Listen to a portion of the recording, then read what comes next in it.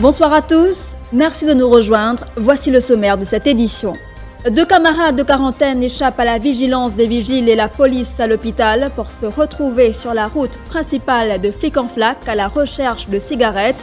L'un habite Dubreuil, l'autre au Coulé, l'un avec un premier test négatif et l'autre fuyard dans l'attente de ses résultats. Ils ont été arrêtés par des policiers en patrouille. Suriname, Rivière-des-Galets, Chemin-Grenier, Riambel, Chamouni, mais aussi Chamarel, décrété zone rouge dès ce soir, le sud et une partie du sud-ouest. Une propagation préoccupante de la Covid-19 dans ces régions avec 57 cas positifs. Dès demain, ces habitants devront obtenir un WAP spécial pour se déplacer. Les habitants craignent l'isolement, nous irons sur place. 24 nouveaux cas de Covid-19 détectés cet après-midi, 23 ont été détectés au 7e jour en quarantaine et un cas recensé dans le centre de dépistage de l'hôpital Nehru à Rosebel.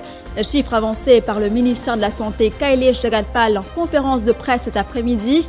Le point dans cette édition. Les examens du PESAC maintenus pour la semaine prochaine, du 6 au 9 avril. Déclaration de Lila Devi-Dukan-Lutchman. Les dispositions sanitaires seront renforcées, assure la ministre de l'Éducation. Un programme de vaccination mis en place pour les éducateurs et les personnels du secteur. Aussi dans l'actualité, une dispute de voisinage vire au drame à Richter aux petites heures ce vendredi. Gino Botswa, mortellement agressé à coups de sabre par Yann Chevry.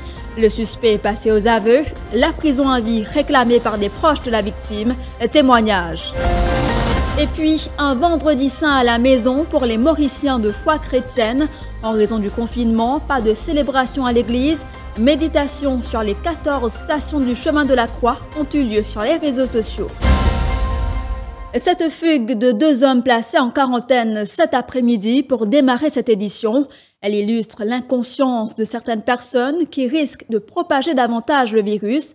2 personnes en quarantaine se sont évadées de l'hôtel La Pirogue à Volmar, Flic en Flac cet après-midi. Elles ont pu tromper la vigilance de la police pour aller acheter des cigarettes. Avec nous en studio ce soir chez Adjadou, bonsoir. Bonsoir Émilie. L'un habite Dubreuil et l'autre au Coulé chez Zad. C'est vers 17h15 que les 2 hommes ont été surpris par des policiers en patrouille. Interrogés sur leur présence sur la route principale de Flic en Flac, ils ont affirmé qu'ils étaient à la recherche d'une boutique pour s'acheter des cigarettes. Ils ont été invités à fournir leur identité et leur adresse résidentielle. Les policiers ont été choqués quand ils ont appris qu'il s'agissait en effet d'un habitant de Dubreuil et au Coulé. Mais que faites-vous ici à Flic en Flac alors qu'il y a une restriction de mouvement? Les policiers sont tombés de nu avec leur réponse. Nous sommes actuellement admis en quarantaine à La Pirogue, a répondu l'un d'eux. Ils ont été embarqués et transportés au poste de police de la région pour leur interrogatoire. L'un a déjà fait un premier test PCR qui s'est révélé négatif, l'autre dans l'attente de ses résultats. À présent, les policiers veulent savoir comment ils ont pu quitter le centre de quarantaine qui est sous surveillance policière et des officiers du ministère de la Santé. Une chose est sûre, les 2 personnes seront poursuivies pour Breach of Quarantine Act. Ils risquent une amende de 500 000 roupies ou la prison ne dépassant pas 5 ans. Merci Shezad pour toutes ces précisions. Je vous le disais en titre, les autorités veulent à tout prix stopper la propagation de la Covid-19 dans les villages du Sud. Ces dernières heures, le nombre de cas est en hausse dans ces régions avec 57 cas au total. Les villages encerclés et la circulation restreinte. Ces villages ont été décrétés zone rouge par les autorités aujourd'hui. Des représentants de ces villages, à Chamarel et Suriname ou encore Chamouni, ont assisté à un va-et-vient incessant de véhicules de police depuis ce matin. Une situation qui a provoqué la panique chez les habitants qui ont cédé au panic buying. Regardez. J'ai bien peur. Parce que là, c'est que nous attendons, la police peut passer, mettre une zone rouge chez toi à Chamarel. Mais là, il est difficile, nous pouvons gagner peur, nous avons des enfants, tout ça. Gagner peur et surtout, nous sommes taxi, il ne va pas passer pour nous. Il peut bien pour que les gens restent à la maison et pas sortir. Chez tous les enfants, ils nous faisaient porter nos masques tout le temps. Si nous n'avons pas dormi, dans du monde, pas qu'on gagne la pluie pour faire d'autres choses. Mais dans le route, il y avait 5 heures, mais qu'il y a, nous gagnons bis au lait ici. Tout le monde a le moyen pour y avoir un taxi pour aller. Nous pétons depuis grand matin, man. Depuis petit, ben nous va pas quoi, mais pour dire là 5h15, puis la police nous confirme. Mais là, après consultation avec l'autorité, nous avons éclaircissement qui quelques boutiques pour pouvoir opérer. Puis il y a aussi un morceau de légumes qui les policiers peuvent faciliter pour qu'ils soient capables de gagner ce permis, pour qu'ils soient capables de vendre légumes avec les habitants. Ça nous soulage nous un petit peu. Nous pouvons essayer d'identifier déjà qu'il y a une personne qui peut-être pas capable d'approvisionner seule. Et nous, de notre côté, nous pouvons travailler ensemble avec les autorités. En conférence de presse cet après-midi, le DCP Krishna Jagru déclare que la police reste mobilisée sur le terrain avec les nouvelles régions ajoutées à la liste des zones rouges. Et pour sensibiliser les Mauriciens sur l'importance des gestes barrières avec la reprise de certaines activités économiques depuis hier, il intervenait lors du press briefing du National Communication Committee sur la COVID-19 cet après-midi. Il déclare une autre zone, red zone. C'est l'endroit le sud, que nous appelons Suliac, Suriname, Riambel, Suriname, Riambel, il y a les mêmes Zika, Rivière des Galets, Divine Samouni là, et Chemin Grigny. Tout ça, l'endroit-là, nous déclarons red zone. Plus que ça, c'est qu'il est arrivé l'endroit Samarel, parce que le ministère fait nous qu'il y a plusieurs cas là. Ça aussi, pour nous montrer aux autres là, l'ancien Clélie là, ça aussi nous déclarons red zone.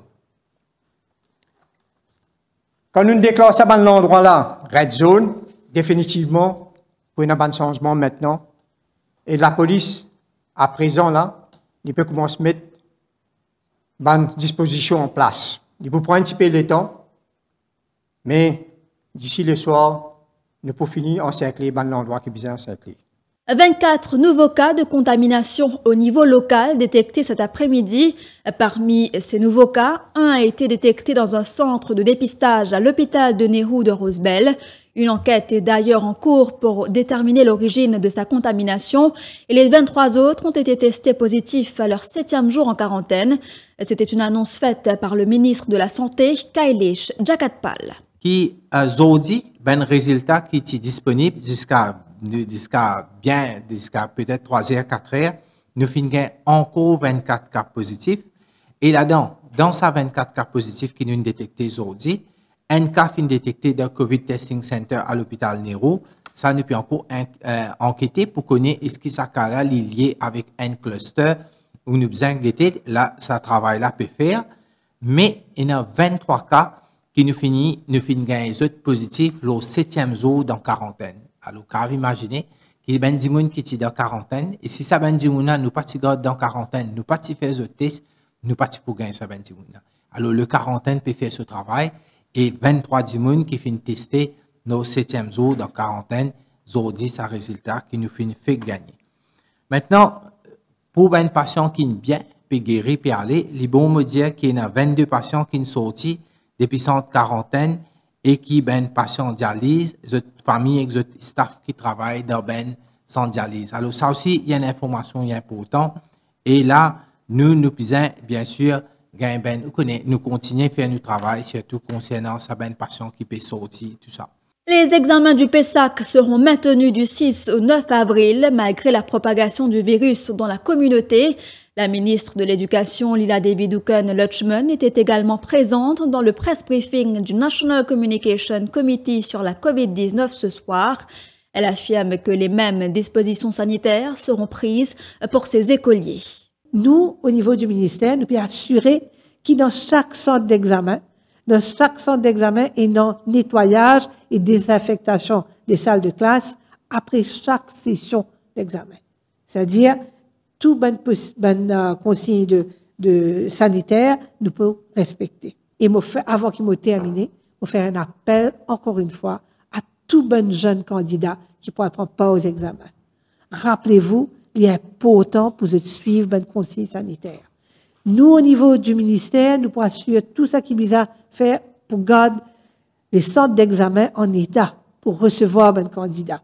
Mais les autres, à tout prix, il faut suivre les consignes sanitaires. Encore une fois, le port du masque, le sanitizer, la prise de température pour faire au niveau des écoles, mais aussi ne pas s'attarder dans la cour de l'école.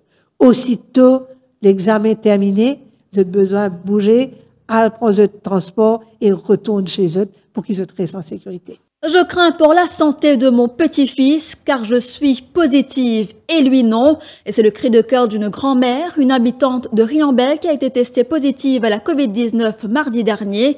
Elle explique qu'elle se trouve dans un centre de traitement avec son petit-fils, dormant dans le même lit qu'elle. Lui est négatif. Le garçonnet doit prendre part aux examens de Pessac lundi prochain. Cette quinquagénaire nous explique que 3 familles se retrouvent dans la même situation. Elle s'est difficilement confiée à Shivani Venkatachelum Chinamun. En fait, moi, je suis testé positif mardi. Je suis dans une place de quarantaine. D'abord, moi, j'avais mon enfant, mais quand nous avons classé pour une INT. On trouvait que la population amène ça avec moi. 3 grandes personnes testées positives, qui ont 3 enfants testés négatifs. Qui accompagne nous à INT. Après qu'il nous fasse un test à INT, nous passons correct, nous avons dans notre sorte. Il y a toujours nos enfants avec nous. Il nous partage même la fin de nos enfants qui sont négatifs là. Donc, quand qui, attention, nos enfants qui avec moi, mais aussi il y a la part de virus, parce que nous partageons même dit. Sollicité pour une réaction, Kavish Peltou, attaché de presse au ministère de la Santé, explique que chaque parent ou membres de la famille qui ont un enfant sous leur responsabilité ont signé un formulaire pour garder leurs enfants avec eux et les avance que dans ce cas précis, l'enfant ne pourra faire la quarantaine seul. Le garçonnet est resté en contact avec un patient positif pendant trop longtemps et selon le protocole établi par le ministère de la Santé, même s'il n'est pas positif, il ne pourra prendre part aux examens. La suite après cette page publicitaire.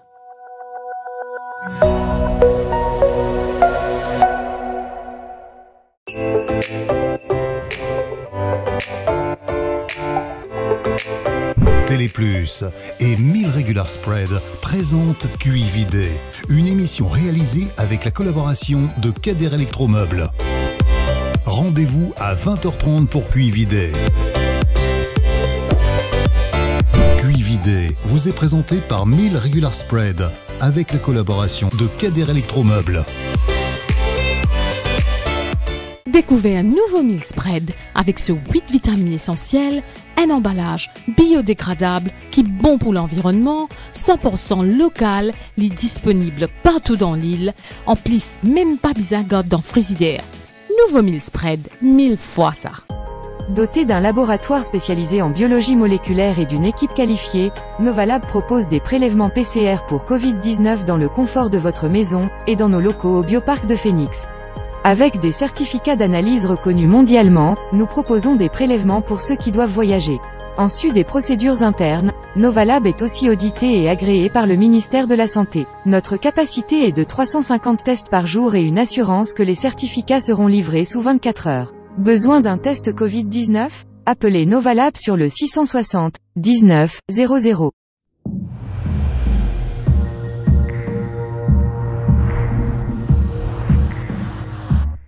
First time I saw you, you blew my mind. I got this feeling everything was alright.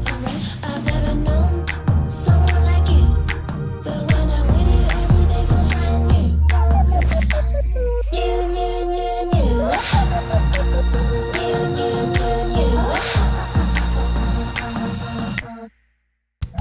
La qualité à meilleur prix, c'est à côté, vous trouvez, c'est mort, facilite pour la vie.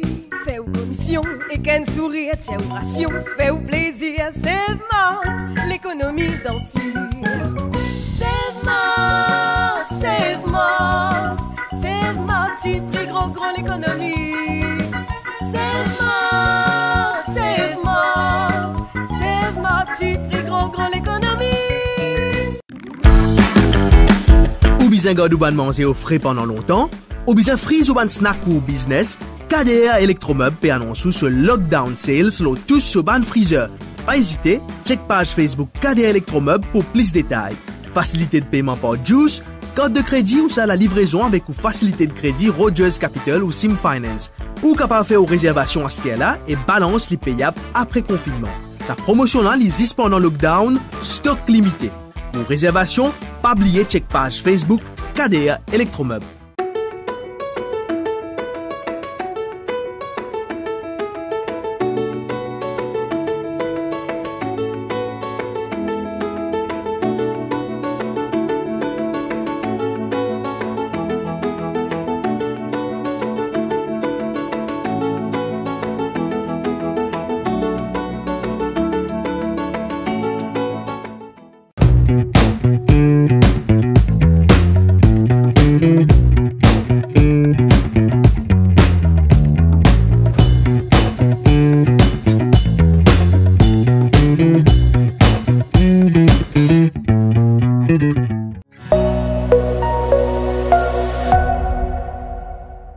Au chapitre des faits divers, une dispute de voisinage à l'origine du meurtre de Gino Botswa à Richter aux petites heures ce vendredi. Ce helper de 29 ans a été mortellement agressé au sabre par Yano Chevry, également âgé de 29 ans. La victime a été atteinte à l'abdomen. C'est la conclusion de l'autopsie pratiquée par le docteur Sudesh Kumar Gangadine aujourd'hui. Le suspect a aussi infligé des coups à la compagne de la victime, Doriana Perrine. Arrêté ce matin, il est passé aux aveux. Yano Chevry a expliqué aux enquêteurs qu'une dispute a éclaté entre lui et la victime. Accablé par ce drame, le père de Doriana Perrine réclame la prison à vie contre le présumé meurtrier. La police m'a mis téléphone la police. Moi, je suis motivé de galoper. Les plats du sang, une cause, il y a nos ça. Pas grave, le temps de dire, Genesis, moi, il y a nous. Nos sentiments affaiblis, abattent. Mais bah, du coup, on a bien qu'on a d'autres vie. Également dans l'actualité de ce vendredi, une collision entre deux motos fait 3 blessés, dont un grave à Plaine Verte. L'un aurait brûlé les feux de signalisation. Parmi les blessés, une femme qui a eu une jambe et un bras fracturés. Elle a été transportée à l'hôpital par une ambulance du SAMU et se trouve actuellement au bloc opératoire. La police de Plaine Verte a ouvert une enquête. Et avant de clore ce journal, on vous parle du Vendredi Saint. C'est un deuxième Vendredi Saint en confinement pour les chrétiens de Maurice et pour beaucoup de chrétiens dans le monde. Pour la deuxième année consécutive, les fidèles suivent depuis ce matin les offices de la Passion en ligne avec leurs prêtres et laïcs. Pas de rassemblement pour la vénération de la croix, emblématique geste du Vendredi Saint pour honorer le Christ mort sur la croix. Les différentes paroisses du pays, à travers des retransmissions en direct sur la page Facebook de l'évêché, tentent de proposer une réflexion et une méditation aux fidèles. Kadres Rungen, travailleur social et laïque engagé, a animé un chemin de la croix sur la page de la vie catholique. Voici un extrait de sa réflexion. Au nom du Père et du Fils et du Saint-Esprit. Amen. Seigneur, nous demandons pardon. Pardon pour tout le monde péché. C'est pour cela que nous demandons la grâce de te capable avec nous. Médite notre Sainte Passion. Adore-toi aux Jésus et nous bénis-toi. Parce qu'il te fait rassembler le monde par ta sainte croix. Première station. Je condamne Jésus à mort. Sainte croix. 14e station. Je te mets Jésus dans ton dos. Voilà, nous sommes arrivés à la fin de cette édition d'Info Soirée. Merci d'avoir été des nôtres et bonne soirée.